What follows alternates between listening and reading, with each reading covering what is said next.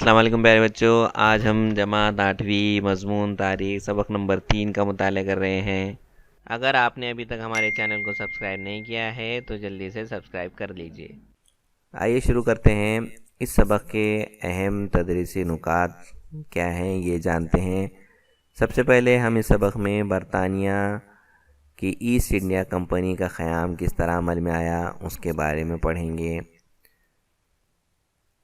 انگریز اور مراٹھے ان کے درمیان میں کس طرح کی گرفت تھی اس کے بارے میں معلومات حاصل کریں گے۔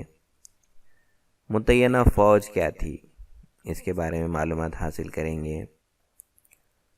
چھترپتی پرتاپ سنگھ ان کے بارے میں بھی معلومات حاصل کریں گے، اور بھارت پر برطانوی حکومت کے اثرات کس طرح کے پڑے ان تمام کا تفصیلی جائزہ آج ہم اس سبق میں لینے جا رہے ہیں۔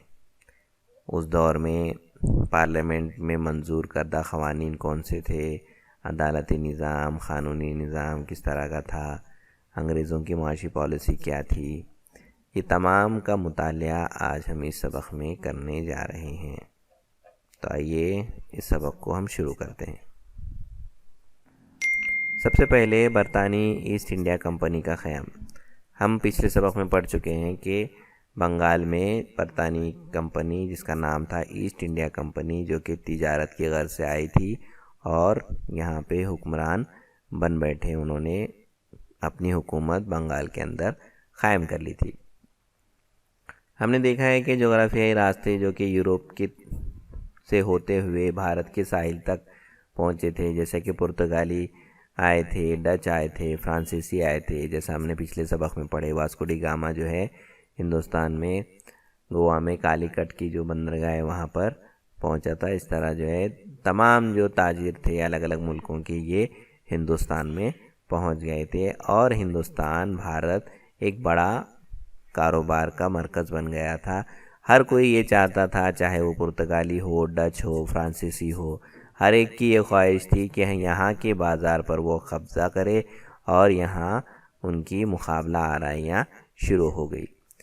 سب یہ نیت سے آ رہے تھے کہ ہم بھارت میں تجارت کریں گے۔ سب سے پہلے ان میں آنے والوں میں پرتگالیوں نے اس کی سخت مخالفت کی۔ اس کے بعد دوستانہ تعلقات ہوئے اور مخالفت میں کمی آئی، لیکن بھارت پر اپنا تسلط قائم کرنے کے لیے انگریزوں کو فرانسیسی اور ڈچوں اور مقامی حکمران کی مخالفت کا سامنا کرنا پڑا۔ جو چھوٹی چھوٹی ریاستیں تھیں، یہاں کے جو مقامی حکمران تھے، ان کا مقابلہ ان کو کرنا پڑا۔ ہم پڑھ چکے ہیں جیسا ایسٹ انڈیا کمپنی آئی، اور اس دور کے جو مغل بادشاہ تھے جن کا نام جہانگیر تھا، انہوں نے کیا کیا تھا، ان کو ہندوستان میں ایسٹ انڈیا کمپنی کو تجارت کا پروانہ مل چکا تھا۔ تو یہ تمام چیزیں ہم جان چکے ہیں۔ اس طرح جو ہے برطانوی کمپنی ایسٹ انڈیا کمپنی کا قیام ہندوستان میں عمل میں آیا۔ اب اس کے اثرات مہاراشٹر میں کیا ہوئے۔ مہاراشٹر ایک جو صوبہ تھا ہمارا، یہاں پہ جو ہے مراٹھوں کی پکڑ جو تھی بہت مضبوط تھی، انگریز اور مراٹھے۔ مغربی بھارت میں ممبئی انگریزوں کا اہم مرکز تھا۔ انہوں نے آس پاس کے علاقوں کو بھی حاصل کرنے کی کوشش کی، لیکن ان علاقوں پر مراٹھوں کی گرفت مضبوط تھی۔ جیسا ہم جانتے ہیں کہ مہاراشٹر میں مراٹھوں کی جو گرفت تھی وہ بہت مضبوط تھی، بہت مضبوط تھے مراٹھے، طاقتور تھے۔ مادھو راؤ پیشوا کی موت کے بعد ان کے چچا رگھوناتھ راؤ نے پیشوا کے عہدے کی لالچ میں انگریزوں سے مدد مانگی۔ اس طرح انگریزوں کو مراٹھوں کی سیاست میں مداخلت کا موقع ہاتھ آیا۔ بچوں ہم جانتے ہیں کہ جیسا ہم پچھلے سبق میں پڑھ چکے ہیں کہ مراٹھے کی حکومت جو تھی وہ بہت مضبوط ہوا کرتی تھی، لیکن جب مادھو راؤ جو پیشوا تھے، پیشوا کا مطلب یہاں کے بادشاہ جو تھے مراٹھوں کے، ان کا جب انتقال ہوا تو ان کے چچا انہوں نے جو ہے پیشوا بننے کی لالچ میں انگریزوں کی مدد لے لی، جس کی وجہ سے سیدھا تعلق جو ہے مراٹھوں کا اور انگریزوں کا ہوا۔ انگریزوں نے مہاراشٹر میں مراٹھوں کے ساتھ سیاست میں دخل اندازی دینا شروع کیا، اور ایک ان کے لیے انگریزوں کے لیے ایک سنہرا موقع ثابت ہوا۔ اس طرح 1774 میں اور 1818 تک جو ہے مراٹھے اور انگریز کے درمیان 3 جنگیں ہوئی الگ الگ طرح کی. 1774 سے 1818 تک میں 3 جنگیں ہوئی. پہلی جو جنگ تھی اس میں مراٹھا سردار نے آپس میں مل کر متحد ہو کر انگریزوں کا مقابلہ کیا، اس لیے انہیں برتری حاصل ہوئی، انہیں فتح حاصل ہوئی. پھر 1782 میں ایک مقام ہے جس کا نام ہے سالبائی، وہاں پر ایک معاہدہ ہوا اور اس معاہدے میں انگریز مراٹھا پہلی جنگ ختم ہو گئی. آئیے جانتے ہیں متعینہ فوج کیا تھی. لارڈ ویلیزلی 1798 میں گورنر جنرل بن کر بھارت آیا. اس کا مقصد تھا پورے ہندوستان کے اوپر حکومت قائم کرنا، انگریزوں کا تسلط قائم کرنا. تو اس نے کیا کیا، جتنی چھوٹی چھوٹی ریاستیں تھیں اس کے جو حاکم تھے، وہاں کے جو حکمران تھے، ان سب کو جمع کیا اور ان سے ایک فوجی معاہدہ کیا جسے کہتے ہیں متعینہ فوجی معاہدہ یا جسے عہد معاونیت بھی کہا جاتا ہے. اس کے مطابق انگریزوں نے حکمرانوں کو فوجی مدد دینے کا یقین دلایا تھا، لیکن ان کے لیے چند شرائط تھے. ابھی شرائط کیا تھے؟ مثلاً دیسی حکمرانوں کو اپنی ریاست میں انگریز فوج تعینات کرنا ہوگا. یعنی اگر کوئی چھوٹی ریاست ہے تو اس کو اپنی فوج میں چند انگریز افسروں کو رکھنا پڑے گا، اور یہ انگریز افسر، ان کا خرچہ، ان کی تنخواہیں، یہ سب وہ ریاست دے گی. کمپنی کو نقد رقم یا برابر آمدنی والا علاقہ دینا ہوگا. دیسی حکمران اپنے آپس کے معاملات انگریزوں کی ثلاثی سے طے کریں گے.